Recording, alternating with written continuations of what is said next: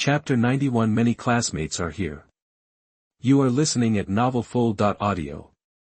Umino Ikuku's got it right. After Danzo left, someone followed the flow of people in the hospital and headed for the entrance. They blended into the crowd on the street. Soon, an ANBU ninja wearing an animal mask appeared before the third Hokage. After a brief report, the third Hokage puffed on his pipe, exhaling a cloud of white smoke.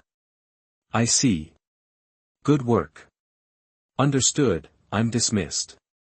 The ANBU bowed slightly and vanished. If Tsunoki were here, he'd be shocked. Even though Danzo's follower, Otoki, used a sound barrier, the ANBU's report was almost spot on. Judging by their reactions, the whole situation could be figured out pretty easily. Not bad at all. The third Hokage took another long drag. He was pleased with Tsunoki's reaction. If Tsunoki had agreed to join Root, the third Hokage would have seriously questioned accepting him as a student, but it looks like Tsunoki hadn't let him down. He hadn't made a mistake in judging him. With Danzo gone, the ward was peaceful again. Each day brought the usual rounds of checkups, tests, treatments, and bandage changes. My mother, Umino Koizumi, visited every day, even bringing Iruka in the evenings. Days turned into weeks. One day, Tsunoki sat in his hospital bed, engrossed in a book. The sunlight streamed into the room, bathing him in a golden glow. He looked quite serious as he studied. The book was titled 30 Years of Ideological and Political Theory of the Will of Fire. Bathed in sunshine, Tsunoki looked almost holy. His lips moved slightly, as if he were reading aloud to himself, but if you listened closely, you could hear his inner thoughts. I endure. I am a ninja. I tolerate. If he could, Tsunoki would have tossed the book into a corner and never looked at it again, but an ANBU had personally delivered it the day before yesterday, along with instructions from the third Hokage. This book is the third Hokage's life work. You should study it carefully. I'll be checking on your progress.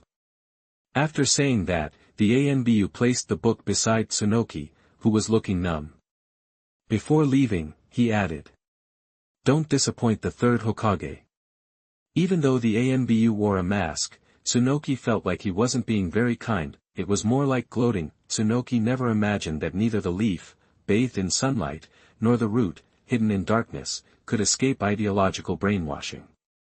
Is this the fate of a Konoha ninja? Tsunoki held the book and read it closely, tears welling up in his eyes. Come on, Tsunoki, this is what the third Hokage expects. Kyuubi encouraged Tsunoki enthusiastically, but couldn't quite hide his grin. Umino Ikuku and Inuzuka Takashi exchanged glances. Was this special treatment from the Hokage himself? Scary. Hearing Kyuubi's words of encouragement, Tsunoki nearly burst into tears. He must have been deeply moved by the impassioned dedication to the will of fire in the book, right? The old man will definitely be touched when he sees you like this. Even the Sannin aren't as diligent as you, a voice joked, and Tsunoki looked up. Asuma, hands in his pockets, walked in with a smile. Behind Asuma were Yuhi Kurinai, Might Guy, Shiranui Genma, Ebisu, Heiate Gecko, Marino Ibiki, and Mitarashi Anko. Hey! Asuma, who was in front, suddenly felt a strong push from behind and quickly dodged. Tsunoki, you're alive. Huh, that's awesome. A bunch of petite figures wearing fishnet outfits and with spiky hair squeezed past Asuma and threw themselves at Tsunoki. Hey, watch the wound. Tsunoki pushed the unknown object away. Hee. The petite figure looked up, grinning. It was Mitarashi Anko, whom he hadn't seen in a while. When he looked to the side, he saw Umino Ikuku staring. Umino Ikuku was stunned. He'd seen this little girl after school. She wasn't usually like this, was she? Anko's eyes lit up, and she waved. Hey, uncle. Long time no see. Ah, long time no see. Umino Ikuku responded blankly. Maybe you should get down. From Umino Ikuku's perspective, Anko had almost thrown herself completely into Tsunoki's arms, her legs dangling beside the bed and her arms trying to wrap around Tsunoki's neck. Tsunoki pushed Anko back to keep her from pressing on his abdominal wound. Ah. Okay. Anko hopped down calmly and smiled, not at all embarrassed. Ahem. Enko said knowingly, as long as I am not embarrassed, others will be embarrassed. Asuma, who was supposed to be in charge of this group, was now quite embarrassed. He coughed twice, trying to break the awkward silence, but another strong shove from behind caught him off guard. Who is it now? Seriously. Asuma said nothing, but looked annoyed. A green tornado rushed toward Tsunoki, but luckily missed him. Tsunoki-san, it's great to see you're alright. I heard you beat Yetsong, you're a real role model. That might guy gave a thumbs up, his teeth gleaming. No, it was thanks to everyone, Tsunoki said modestly. Awesome. I can't wait for you to get better so we can duel.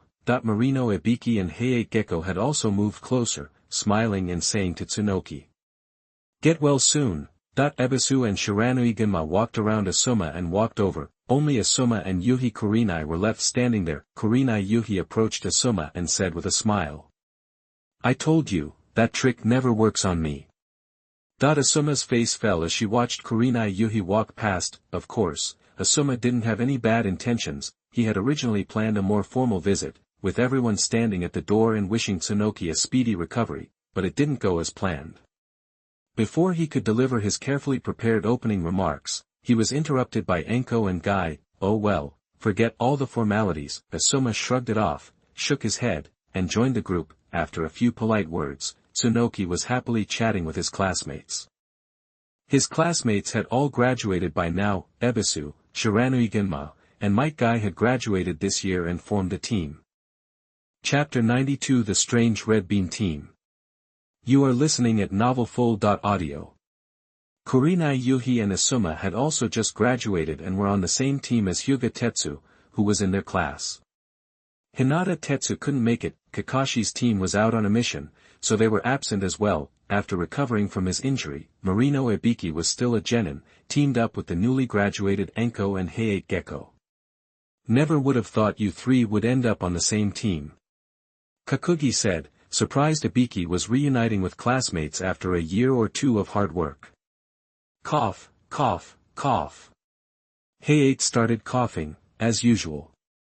Not only that, but there are actually 4 of us. Kakugi stared, confused. A 4-person team? Isn't it usually 3? Who's the other one? When asked, Enko curled her lip. That guy's a year older than us. Total mystery. When he's not on missions, you can never find him, and he basically skips group activities. Enko seemed to realize something, stuck out her tongue and added, oh yeah, his name's Yamakaze. Kakugi was stunned. This guy would be the 5th Hokage's right-hand man. How could he not be mysterious? He's only 11 now.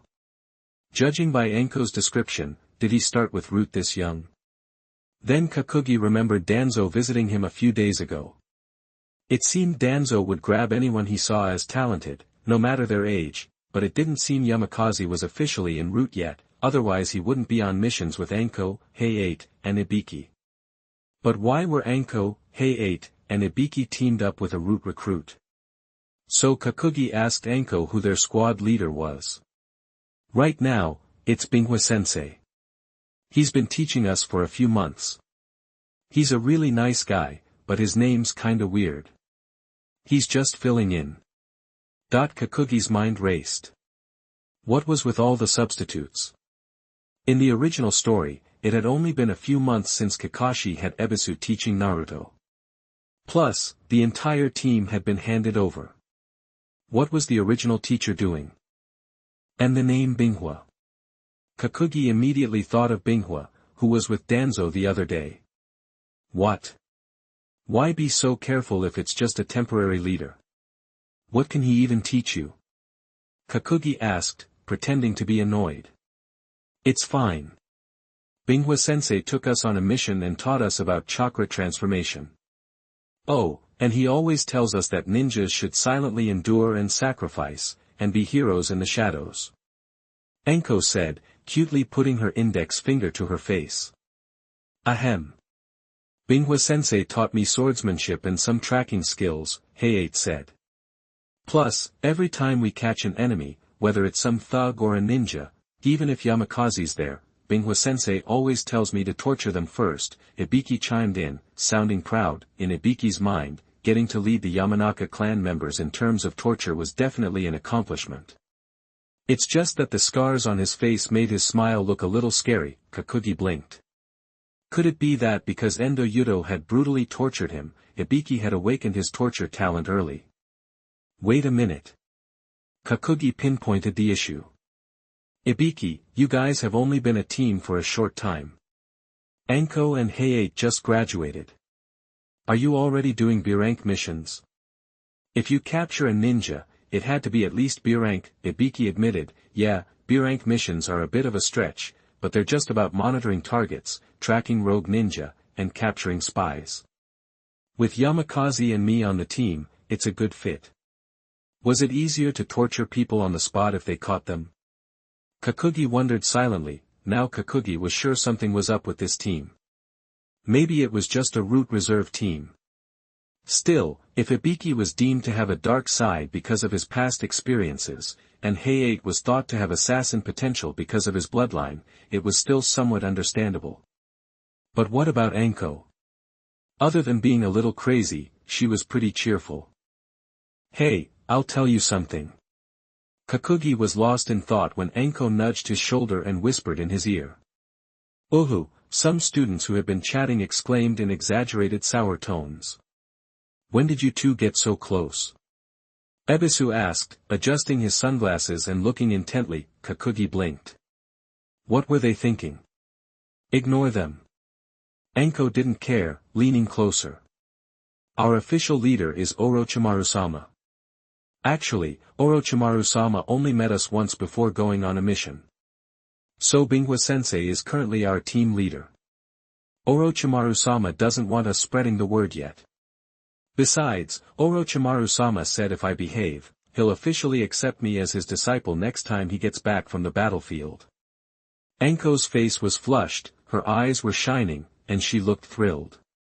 If she had a tail, it would be wagging. Anko smiled like a goof, then boldly wrapped her arms around Kakugi and whispered, that way, I can catch up to you, hee hee.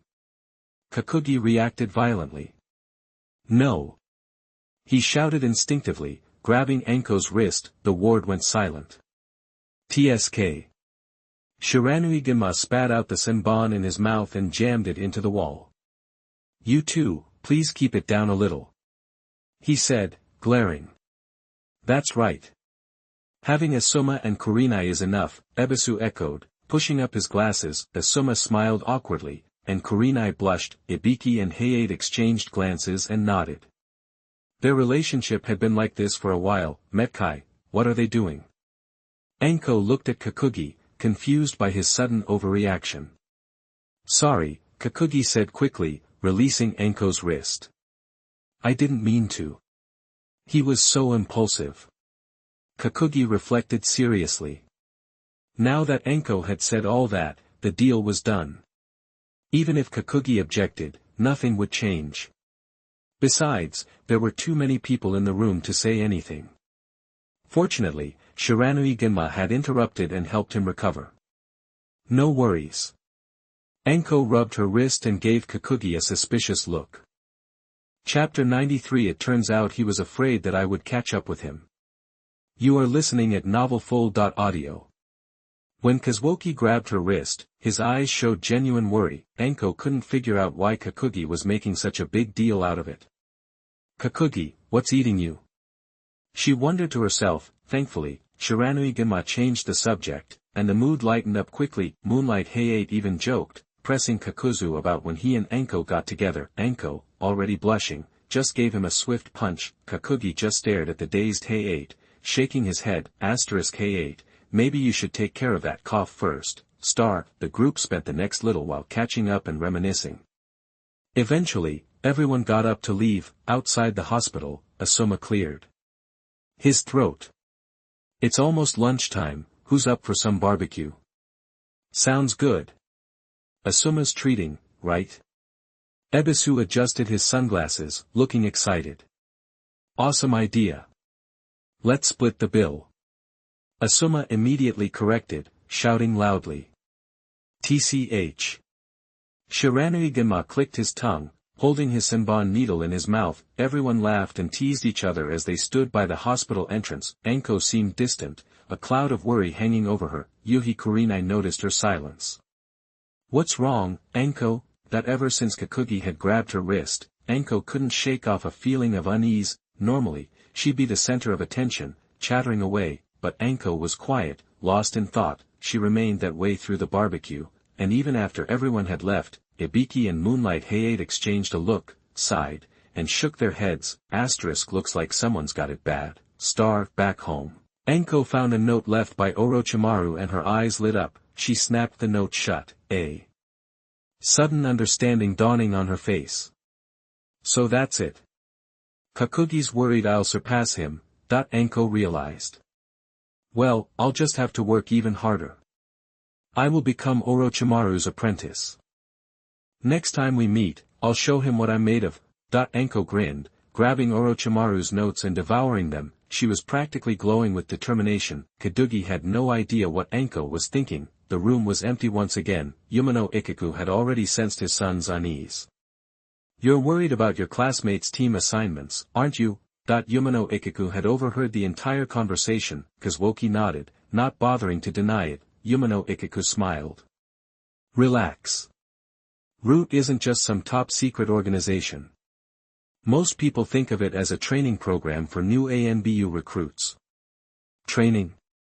Kakugi latched onto that word. "Exactly."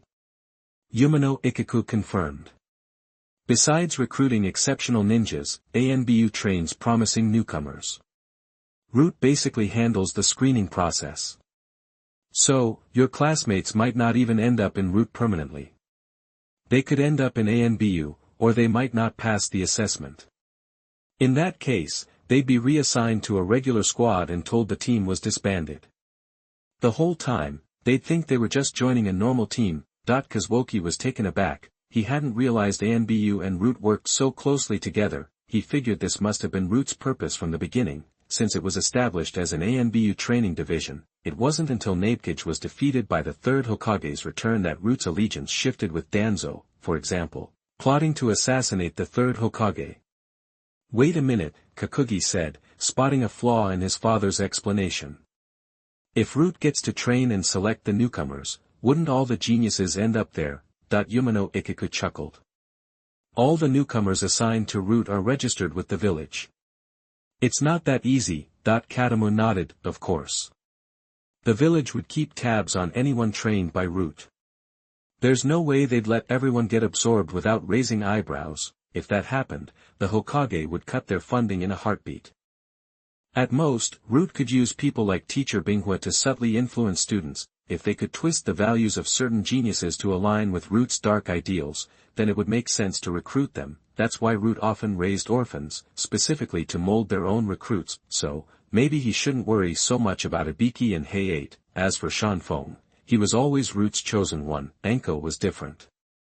Orochimaru hand-picked her, wanting her as a disciple. Orochimaru was part of Root now. While becoming Orochimaru's disciple was an incredible opportunity, Orochimaru was dangerous. Kakugi planned to talk to Anko about it as soon as he got out of the hospital. He decided not to tell his father that Orochimaru was the team's real leader. At the moment, Orochimaru was seen as cold and aloof. But his overall reputation was still good. His dad wouldn't understand.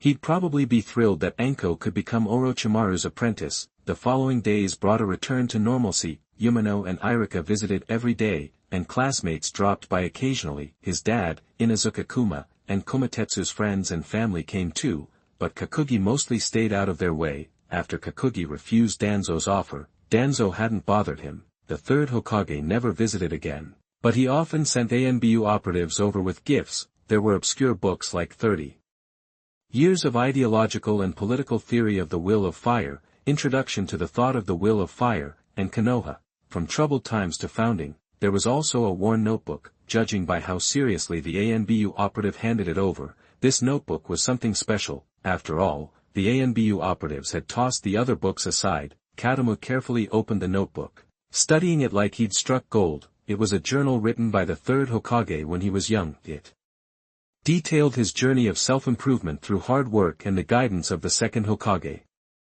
It told of ups and downs, sweat, and many missteps. Ultimately, he had mastered the 5 nature transformations. Chapter 94, Visiting the Third Generation Family. You are listening at novelfull.audio.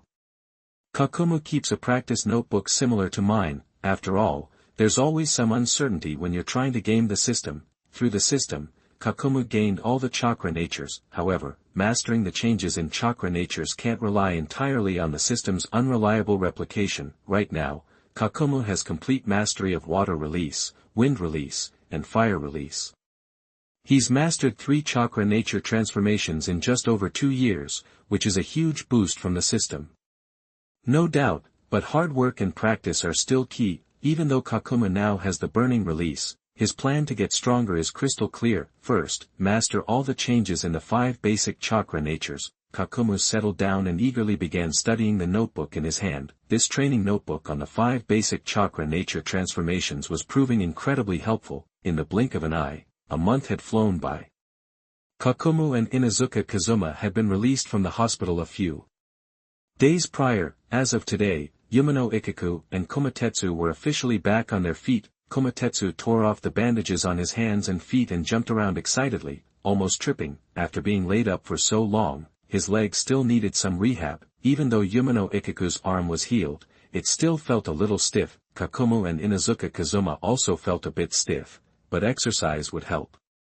Now that Dad was out of the hospital, some things could finally get moving. The day after Kakumu got discharged, an ANBU operative found him, mask and voice unchanged. It was the same ANBU who'd brought him stuff while he was hospitalized. The ANBU handed Kakumu an invitation. The third Hokage invited Kakumu and his family to dinner at his house the following week. Kakumu accepted the invitation solemnly, saying he'd be sure to be there.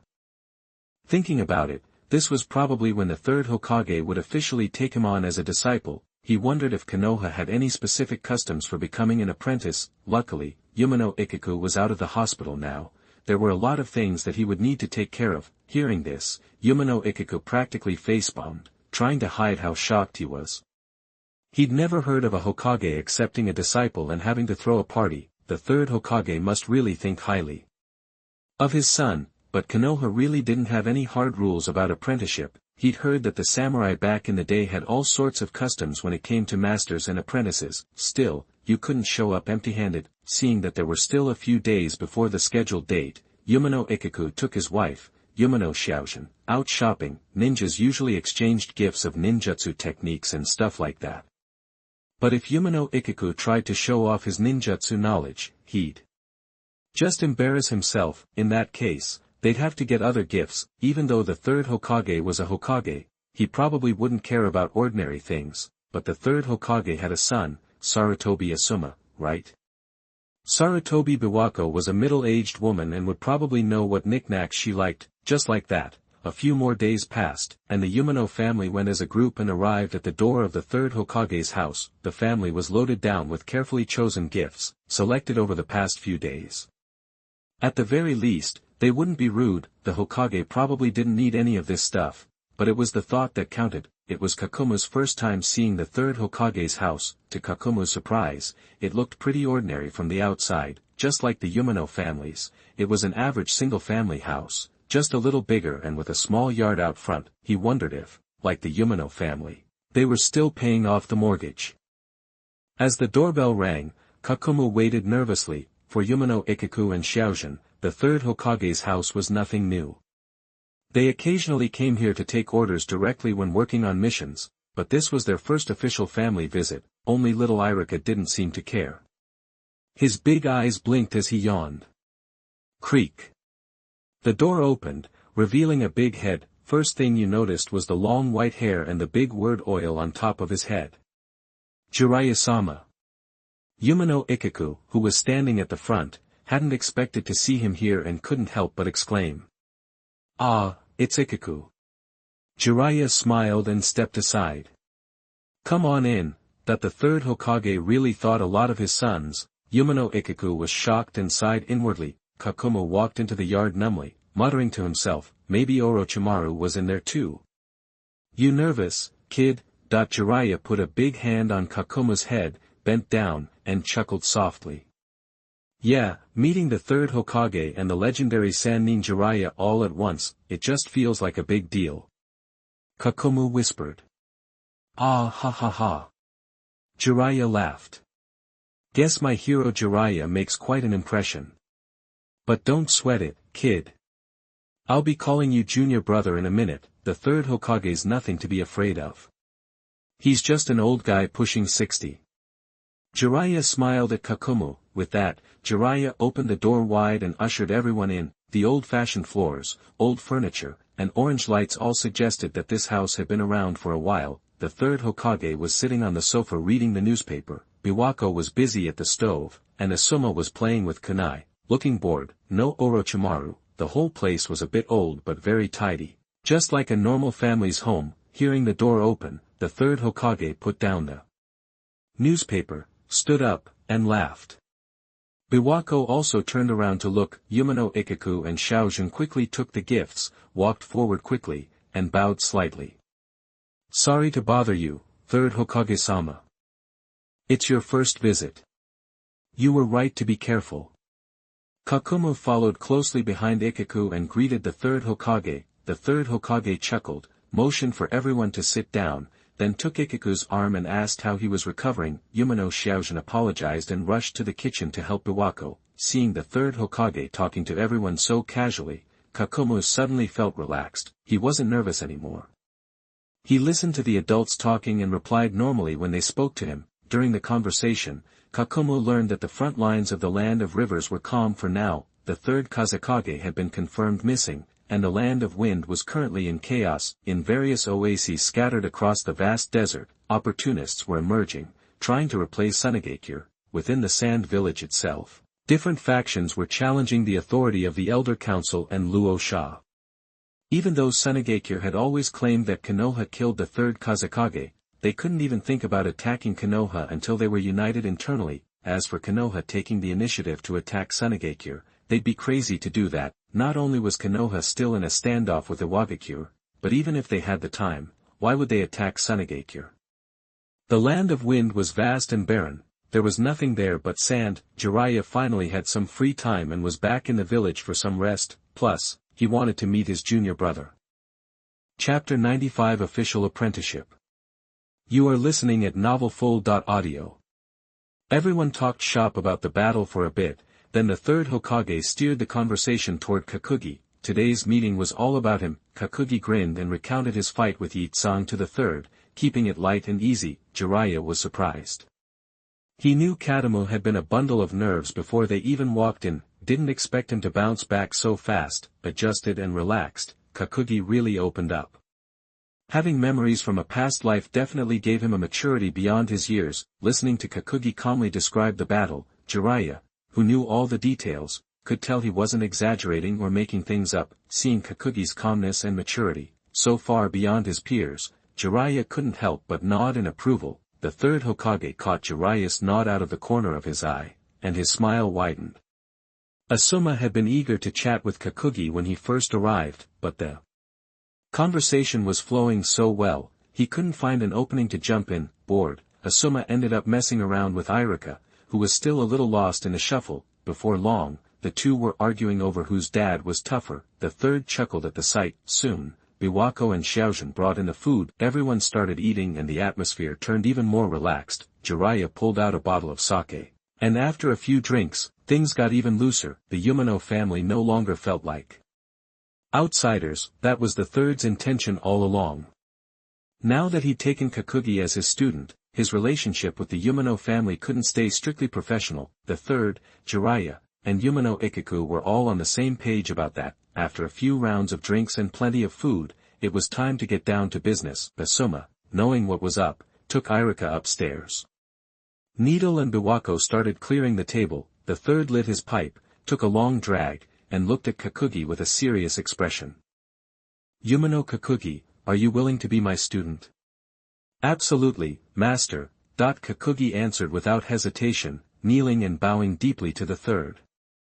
Good. The third Hokage helped Kakugi up, and Kakugi felt an immense force supporting him. Kakugi was surprised that the third could lift him so effortlessly. This body still has a long way to go. And just like that, Kakugi completed the apprenticeship ceremony right at the dinner table. The third reached inside his robe and pulled out a notebook. It looked like the one he'd given Kakugi before, a little worn around the edges. Kakugi didn't mind one bit. Notes from his master were priceless. He accepted it eagerly with both hands. The third handed Kakugi the notebook and said, "These are my notes and thoughts on improving some of the 5 elements ninjutsu. I think you'll find them helpful. There's also a ninjutsu in there that I developed based on how the 5 elements interact. Learning about it will be useful." "Yes, master." Kakugi quickly tucked the notes away. This was gold. Not only did it expand his ninjutsu repertoire, but also gave him insights and experiences, especially the ninjutsu the third mentioned developing for the interactions of the 5 elements. It had to be the 5 elements combination technique. That it was incredibly powerful and considered the pinnacle of combined ninjutsu. When Kakugi eventually wanted to create and improve his own ninjutsu, this would save him a lot of trouble. "Here, I've got something too." Jiraiya chuckled, handing Kakugi a book. Kakugi took it respectfully. The cover read The Tale of the Utterly Gutsy Shinobi. "This is a book I wrote based on my travels through the ninja world. A student I had along the way gave me the idea," Jiraiya said, a nostalgic look in his eyes. "The main character is the kind of ninja I dream of being. Kid, I'm not asking you to do everything the main character in this book does, but you have to become a ninja who sticks to his own path. That's my wish and my blessing for you, kid." "Got it, Jiraiya." Kakugi held the book carefully and answered seriously. Jiraiya smiled, satisfied. The third Hokage nodded approvingly. "What Jiraiya said also reflects my hopes for you." "Yes. I won't let you down, master, or you, Jiraiya." Kakugi promised. The third was already in his 50s, retirement age for most ninjas. This was the first time he'd ever taken on a student, and Kakugi wasn't about to disappoint him. "Oh, right." Jiraiya suddenly scratched his head, his smile turning a little sheepish. "This book, The Tale of the Utterly Gutsy Shinobi, hasn't been officially published yet. The copy you have was printed at my own expense. Aside from you, I've only given 1 copy each to the third, Orochimaru, and Minato." Kakugi blinked at him, unimpressed. "Well." Jiraiya scratched his face, his smile turning a little suggestive. "So, if you like the book, maybe you could recommend it to your classmates." Kakugi just stared at him. Umino Iruka was stunned. The heroic image of Jiraiya he had was instantly shattered. "Oh. What did I do?" Seeing the stunned Umino Iruka standing by, Jiraiya pulled another copy of The Tale of the Utterly Gutsy Shinobi from his robe. He solemnly handed it to Umino. "If you want to become a real ninja, this book will show you the way." Umino took it blankly. "Remember to help me promote it." Jiraiya grinned, his solemn expression gone. The third covered his face with his hand and sighed deeply. He wanted to say something, but held back. Jiraiya chuckled, his smile bright. Everyone chatted for a while longer, and then the third took Umino aside to talk privately. When Umino Iruka came back, he was all smiles. Kakugi looked at the third curiously, but the third kept his cards close to his chest. Then, he dropped a bombshell. "Kakugi, would you like to join ANBU?" Kakugi froze for a moment, his breathing quickening. He'd be lying if he said he wasn't thrilled about the idea of joining ANBU at 10 years old. ANBU meant more missions, more fights, and faster improvement. Of course, it also meant getting closer to the inner circle of Konoha, but Kakugi wasn't too concerned about that part right now. Seeing Kakugi's excitement, the third smiled. "I take it that's a yes." "Absolutely." Kakugi replied firmly. "It's just that my 2 teammates." Kakugi hesitated. It wasn't bragging to say that without Kakugi, the Umino squad's effectiveness would drop. "Don't worry," the third said, even more pleased with Kakugi. Umino and his squad worked together to defeat a powerful enemy and rescue their teammates. The village will take care of them. Hearing that, Kakugi felt a wave of relief. Chapter 96 New Appointment. You are listening at novelfull.audio. Recalling Umino Iruka's smiling visit earlier, Dad must have been in the loop. "Oh, and your ninja rank is getting a bump too," the third Hokage said, puffing on his pipe. Frankly, with your current skills and what you've accomplished, you've outgrown the Chunin level, but throwing you into Jonin territory too soon, with your age, would make your teacher sweat a little about your leadership skills. The third didn't pull any punches, pointing out Kazuoki's weak spots, which Kazuoki took in stride. He knew it was true. In the books, Kakashi becoming a Jonin at 12 was crazy enough, and even he didn't lead a squad solo, he was part of Namikaze Minato's team. The third being so blunt just showed they were on the same team. He took another drag from his pipe and went on. So, here's the plan, we're promoting you to Special Jonin for now, then, you'll get some experience in the ANBU. When you've matured and built up a solid record, the Jonin promotion will be waiting for you. Yes, Master, Kazuoki replied sincerely. With just a few words, the third had laid out Kazuoki's career path for the next few years. Having connections in high places is a good thing. After a while, seeing that it was getting late, the Umino family took the initiative to head out. The third didn't try to stop them. He just told Kazuoki to swing by the Hokage building in 3 days for the official announcement. Kazuoki, of course, agreed. After seeing the Umino family off, Jiraiya said his goodbyes too. The third didn't hold him back. Just looking at Jiraiya's slightly tipsy face, stumbling down the road, he couldn't help but sigh. That old dog is probably headed straight for the red light district. No wonder he's 40 and still can't land Tsunade. 3 days later, Kazuoki showed up at the Hokage building, sharp and ready, meeting the curious stares of the guards at the door. Kazuoki stated his purpose without being cocky or overly humble.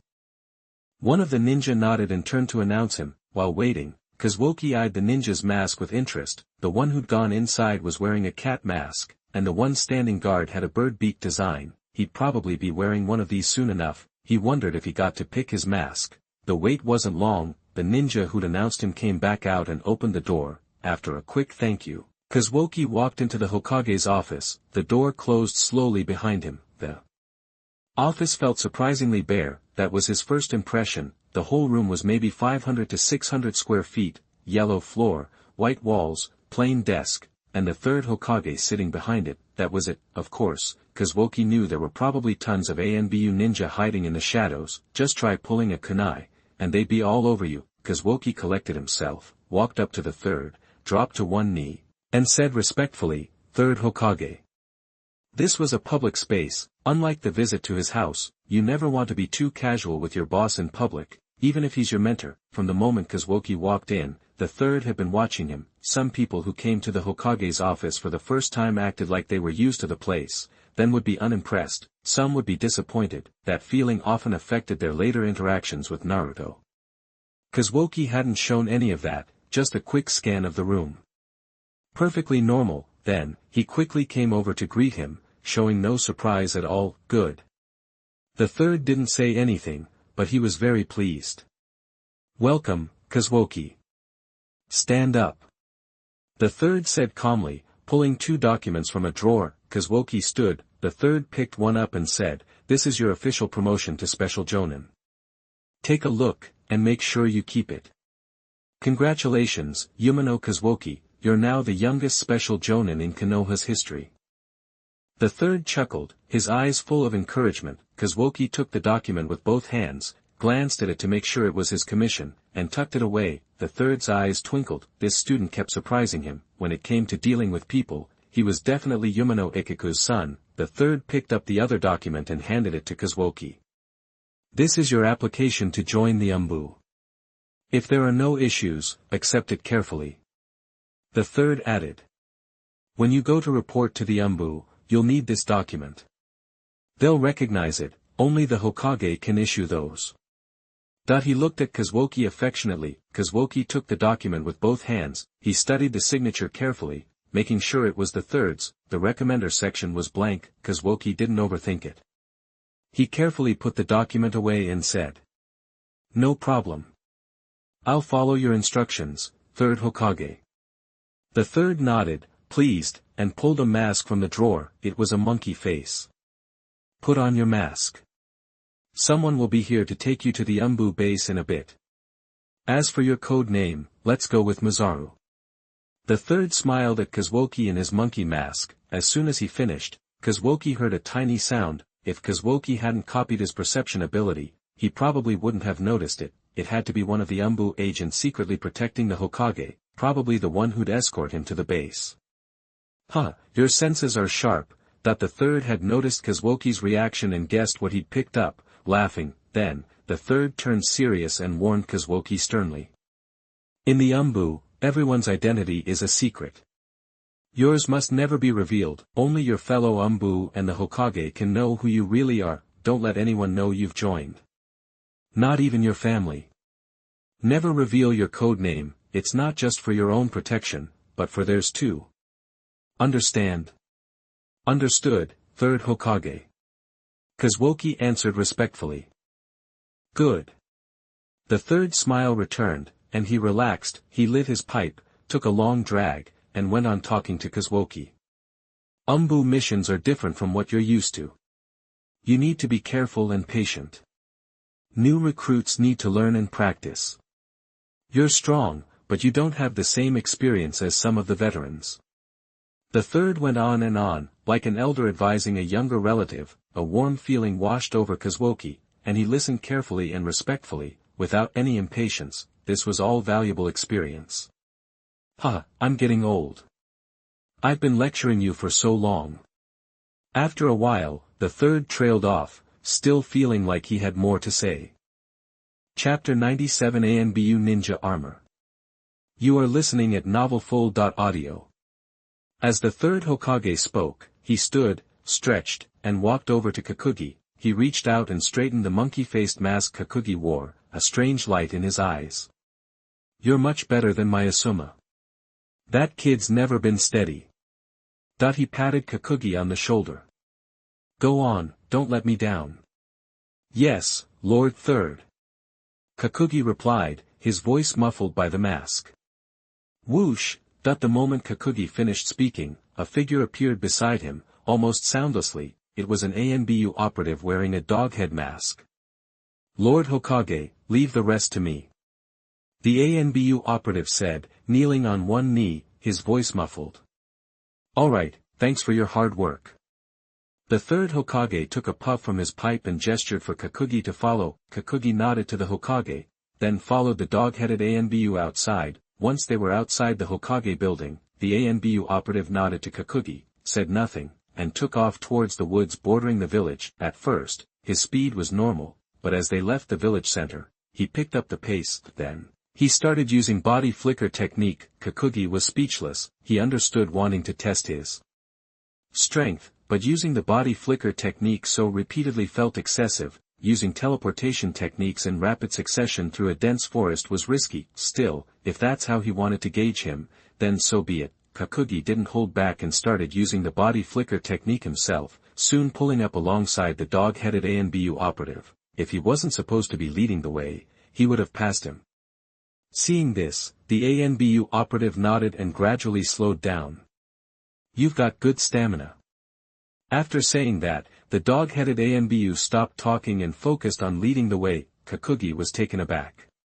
He guessed his age of 10 years was still a cause for concern. After all, his body wasn't fully developed yet, so people suspected him of being physically weak. Kakugi possessed Yang-type chakra, and thanks to years of rigorous training, his physical abilities weren't far off from those of an adult. Still, it was one of Kakugi's weaknesses. Nothing he could do but wait for his body to catch up. The trip was silent. The dog-headed ANBU operative must have been a man of few words. Kakugi carefully memorized the route. He'd be going to the ANBU base in the future, and wouldn't have a guide then. After a while, the dog-headed ANBU suddenly stopped, turned to Kakugi, and asked, "Who's your recommender?" Though you couldn't see his face, the tone of his voice suggested he was serious. Kakugi was confused. Recommender? There's no recommender's signature on my letter of appointment. He started to pull out the letter to show the ANBU operative. The dog-headed ANBU quickly waved his hand. No need. Let's go. Kakugi might have imagined it, but the dog-headed ANBU's tone seemed a bit more relaxed. It turned out it wasn't his imagination. The dog-headed ANBU operative seemed to have finally opened up and started chatting with Kakugi. How much do you know about ANBU? Let me tell you, the ANBU department. Since you're new, you must be just a regular team member. There are a couple of spots open on the team right now. Forgot to introduce myself. I'm Kuma. Your code name is Mazaru, right? In ANBU, we only call each other by our code names. The last ANBU captain was the famous Sakumo Hatake. After his death, they never appointed a new one. Now ANBU reports directly to the third. Kakugi felt like the guy was unleashing all the words he'd been holding back. Catching Kuma pausing, Kakugi quickly jumped in with a question that was on his mind. Why do you care so much about the recommender on my appointment letter? Kuma looked surprised.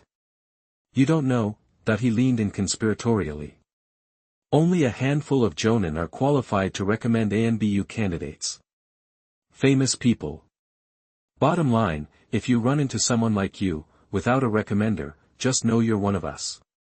Kakugi. Now he was even more confused. Didn't ANBU report directly to the Hokage? Were there factions within it? Judging by Kuma's tone, there definitely seemed to be an ANBU faction. After thinking for a moment, Kakugi asked tentatively, Root? Yeah, Kuma replied calmly, the earlier enthusiasm gone. He asked, either intentionally or unintentionally, have you ever been in contact with them? Since Kuma was there when the third Hokage appointed him, Kakugi didn't beat around the bush. He admitted plainly, I've been in contact with them, but I turned them down. Wow. Kuma gasped. Alright, Mazaru. No wonder the third Hokage holds you in such high regard. It's not easy to see through their fundamental arguments. Kuma's eyes were filled with admiration when he mentioned how the third Hokage felt about Kakugi. Now that the cat was out of the bag, Kuma dropped the pretense. Actually, the ninjas recommended by Root, like us, all work for the village. We can trust them to work with us. It's just the brain. Kuma pointed to his head, a look of worry on his face. Kakugi nodded in understanding. It's because their approach is so different, right? Exactly, exactly. Kuma clapped his hands. Especially when it comes to missions, the style is totally different. So as time went on, everyone couldn't get along, and the group split into factions. The third Hokage wants to change that, but you can't undo the differences in 1 or 2 sentences. Though I haven't seen your appointment letter, you'll be assigned to our team. It'd be great if you were on my team. Of course, I'm looking forward to missions with you, senior.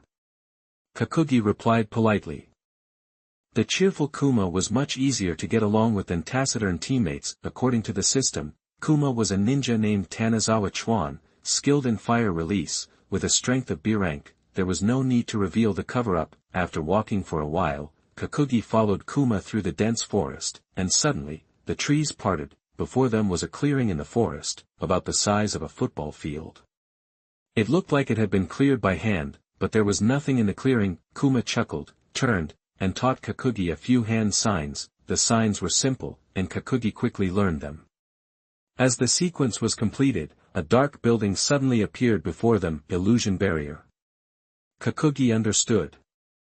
The building was concealed by an illusion barrier to make it invisible. Kuma had just taught Kakugi the unique method to dispel the illusion. The building had a cylindrical structure, a small circular arch, and didn't take up much space. There were 2 ANBU ninjas standing guard at the entrance. It looked like the entrance to a bunker. As an ANBU secret base, underground facilities were a given. Chapter 98 Newcomer Report. You are listening at novelfull.audio. Jilma gestured for Kakugi to follow and headed for the door. Jilma, Team C, Squadron A, War Department, reporting with new recruit, Mu Yuan. Jilma flashed his pass to the ANBU guard at the door. After verification, they exchanged a series of secret codes. Jilma rattled them off without a hitch. The ANBU nodded, confirming everything was in order, and let them pass. Kakugi stuck close to Jilma as they entered the bunker. Inside, they found a duty room, where 2 ANBU were resting on guard, a sign that security went beyond the outer layer. It was set up so the ANBU inside could immediately issue a warning if there was an attack. Beyond the duty room was a long, seemingly bottomless staircase leading down. Don't bother looking, Jilma joked. You can't see the bottom. Kakumu followed him down. The staircase spiraled downwards. After what seemed like forever, Kakumu finally reached the bottom. He counted 8 flights of stairs. Gyoma threw his arms wide. "Welcome to the 20-meter underground base, Mazaru. Pretty impressive, huh?" "Yeah, impressive," Kakumu agreed. 20 meters underground, that's missile-proof, even by today's standards. But where is everyone? And why no electric lights? The scene was a mostly empty hall, with just a few people waiting around. Beyond the hall, a long corridor stretched out, lit by candles on the walls. There were various rooms lining the corridor, but no one was visible. "Electricity's a tough ask down here. We make do. I've been asking since I got here.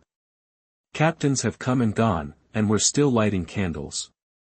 Gyoma complained. "ANBU doesn't have to be so dark, does it? And as for people, ANBU members have total freedom when they're not on a mission, as long as they keep things secret. When there's a mission, they're out doing it. No reason to hang around here. The people who usually stick around." Gyoma pointed to several larger rooms. "Mostly torture and intelligence folks. They've got paperwork, and they often work extended hours."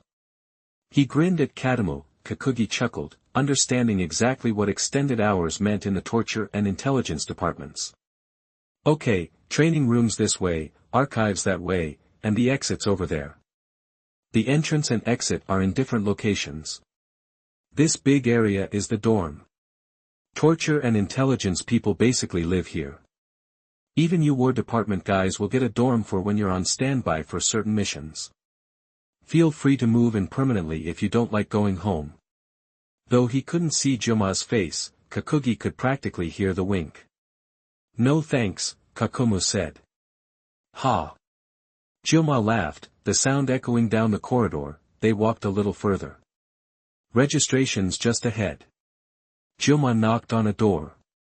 "Gyoma, Team C, Squadron A, War Department, reporting with new recruit, Mu Yuan," he announced loudly.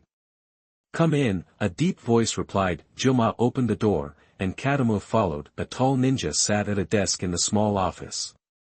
Seeing Gyoma, he snapped, "You call yourself ANBU?" "The whole base heard you giggling." Gyoma bowed, apologizing, and nudged Kakumu forward. Kakumu handed over his appointment letter. The ninja scanned it, then looked up at Kakugi. "Hello, Kizaru. I'm Geng, Captain and temporary commander of the ANBU 1st Division.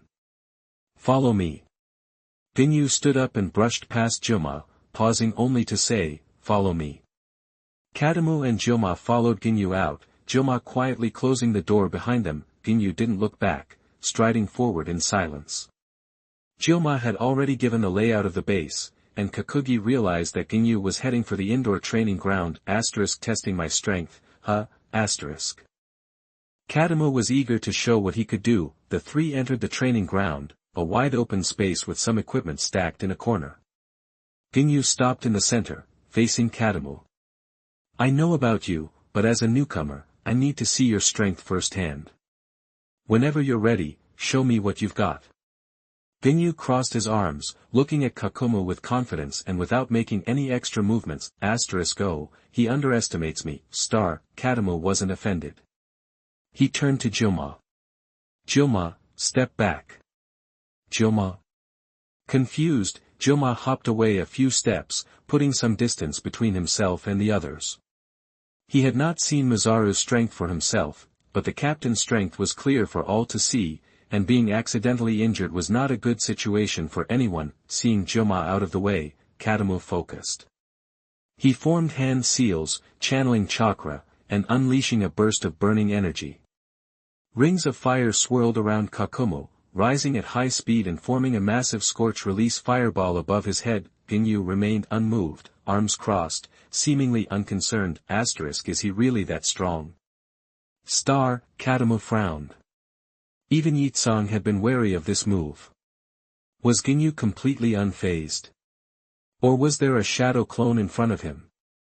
Since Geng wanted a show of strength, Kakumu wouldn't hold back. He continued to focus chakra, solidifying the burning fireball. Normally, the Scorch Release Fireball would be released as soon as it was formed. But Kakumu continued to pour chakra into the fireball, knowing it would increase the power, though it would consume time. On the battlefield, every second mattered. It was normally better to consume less chakra and have the right damage. The burning release fireball hadn't been this condensed when he defeated Yitsang. But seeing Ginyu make no move, Kakumu put in the work. The fireball expanded to several meters in diameter. It wasn't as huge as Yitsang's 10-meter pyroblasts, but it was denser and far more lethal. Kakumu held the one-hand seal, raising it high to hold up the burning fireball. It wasn't that Kakugi didn't want to continue to increase the power of the scorching fireball, but it was still difficult to further solidify the volume of the scorching fireball. The fireball, now several meters wide, was brushing the roof of the building.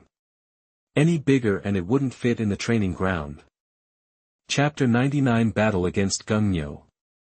You are listening at novelfull.audio. The other knights were speechless. As a ninja, I'd seen fire-style jutsu like fireball and dragon flame, but Kakugi's scorching fireball was on a whole different level than your run-of-the-mill fire style. The sheer power and intense heat of the fireball filled the entire training ground. Gemma, huddled way in the corner, could still feel the heat. Just the smell alone felt like it could make your clothes crumble. He couldn't even imagine what it would do if it was unleashed, if a regular fire style fireball is a C rank. Kakugi's technique was easily an S rank. Gemma looked at Geng, who was standing there like it was nothing, and couldn't help but admire him. That's a captain. Meanwhile, Kakugi eyed Geng, who still hadn't moved, with a touch of doubt. Seriously? My giant scorching fireball doesn't even warrant a reaction. Fine, then. Kakugi lowered his stance, holding the scorching fireball with one hand, and said to Geng, Captain Geng, let's see what you've got. Scorching style, fire explosion. As soon as he called out the name, the burning fireball seemed to come alive, the flames intensifying. Wait. Stop. Geng finally reacted, waving his hands frantically. Kakuzukuma, what the? You trying to blow up the base, Kizuru? Kakuzukuma, huh? Kakugi was starting to think he'd never understand his captain. Still, he was nothing if not obedient, so he dispelled the scorching fireball. Ahem. Geng coughed, trying to play it cool, realizing he'd almost blown his cover. His mind was racing, trying to come up with an excuse. He'd never admit he'd been frozen solid when Kakugi started his jutsu. Kakugi was about to finish the ninjutsu any second. Sure, he could probably take the hit with his water and earth style skills, but the base would be toast. Protecting ANBU property was every member's duty. Yeah, that was it. Geng sighed in relief, thank goodness for the mask. No one saw him sweat. Purely from a combat perspective, Kakugi was definitely qualified, but, Geng frowned, looking at Kakugi who looked like he was ready to take notes. He fixed his gaze on Kakugi and said, slowly and deliberately, the power's impressive. Unleashing that would do some serious damage, but, it's way too flashy. We're ANBU, not some frontline fighting force. Stealth and secrecy are our bread and butter. We're supposed to get the job done quietly. Like, if you're assassinating some foreign dignitary, Kakugi's flames would go off, and the whole house would be on fire, turning everyone to ash. Mission accomplished, sure, but now everyone knows we were there. Escaping and cleaning up the mess gets a whole lot harder. Got any other tricks up your sleeve? Show me what you got. Geng looked at Kakugi intently. While getting ready to fight, he wouldn't underestimate this 10-year-old again. Kakugi nodded, drew his ninja sword, and quickly made a hand sign. Several burning fireballs instantly formed beside him. Scorching style, steaming barrage. The fireballs shot toward Geng like meteors, but two more scorching fireballs stayed close to Kakugi, hovering protectively behind him. Yitsang learned the hard way what happens when you throw all your fireballs. Umino was quick to take advantage. Kakugi wasn't making the same mistake. Earth style, earth wall. Geng quickly made a hand sign and slammed his hand on the ground, creating an earth wall. Boom!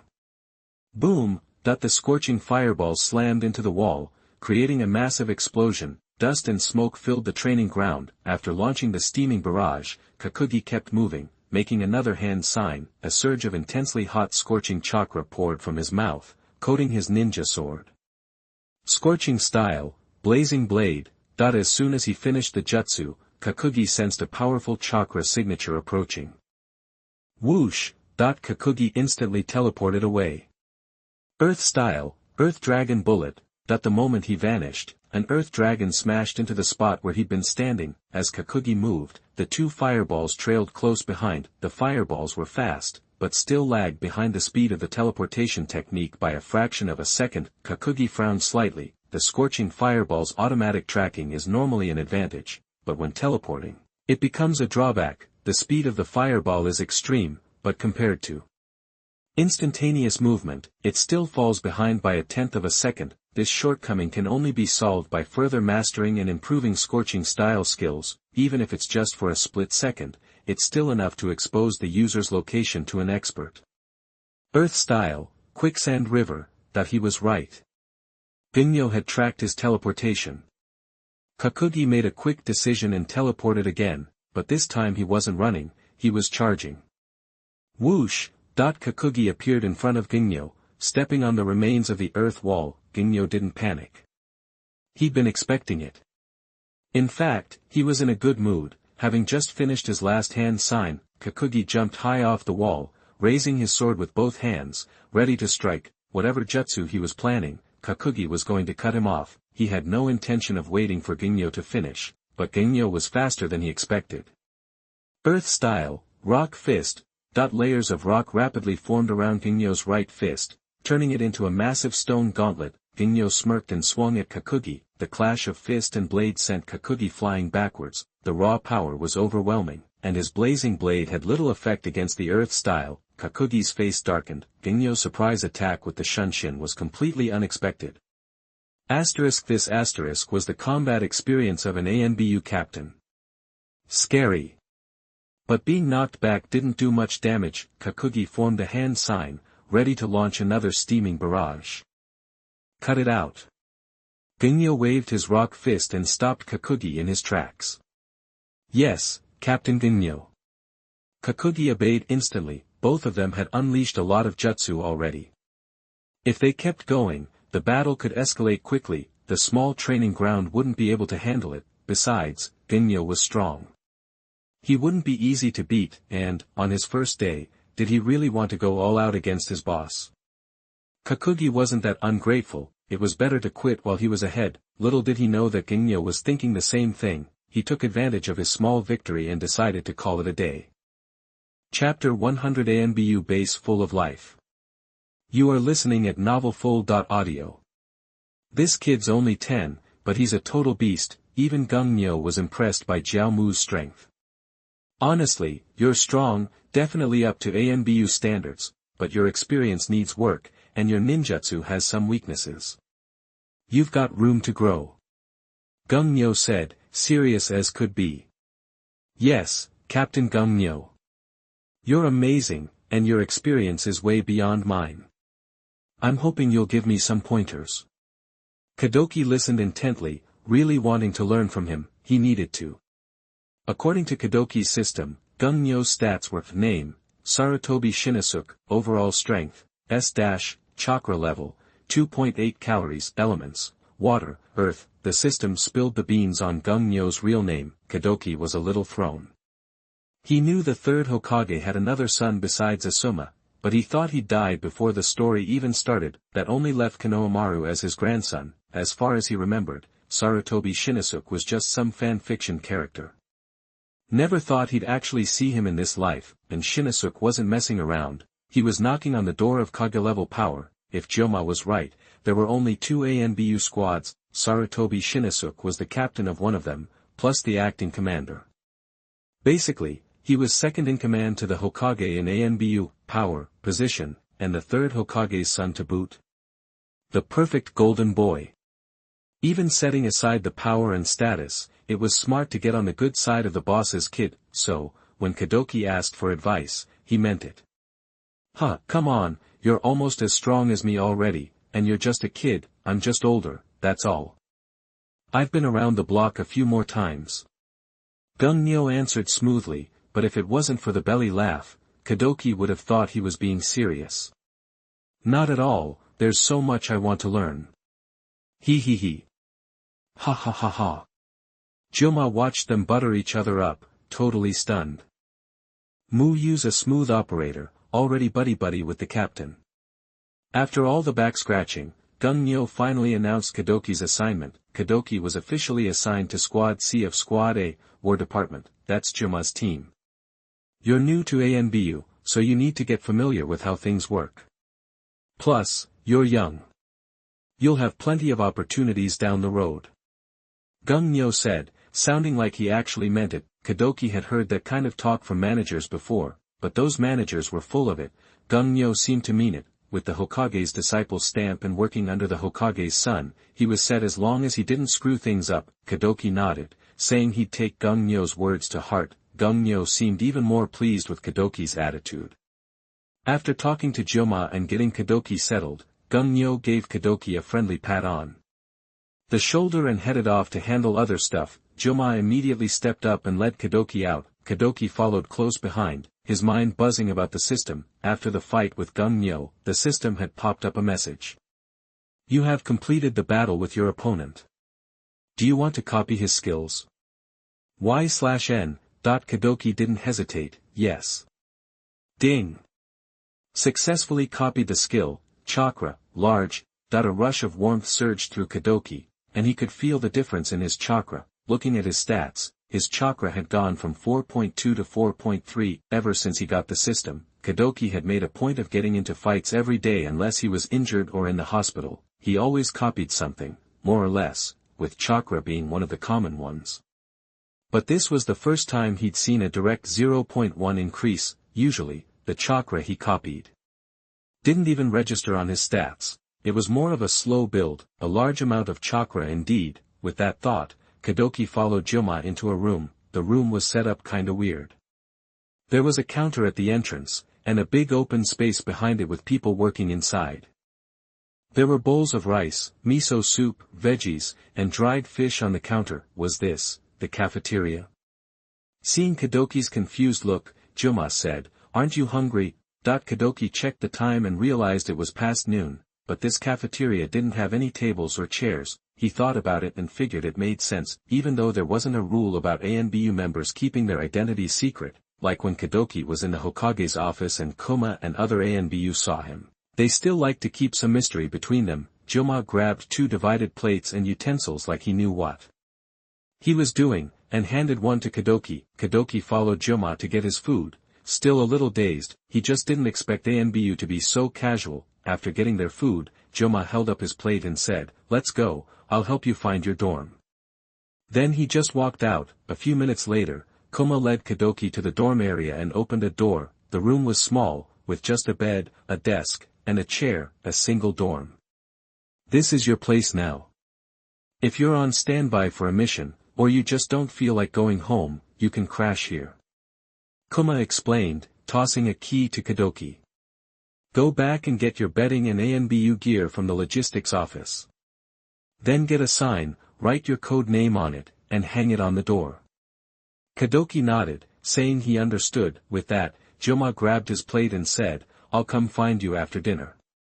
Guessing ANBU members usually ate alone in their dorms, Kadoki closed the door, put down his plate, took off his mask, sat down, and started eating. Ninjas ate fast. It's just a habit they picked up from missions. After he was done, Kadoki put his mask back on.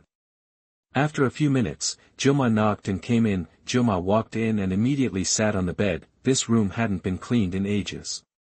When Kadoki was eating at the desk, he'd felt a layer of dust. There was definitely a ton on the bed.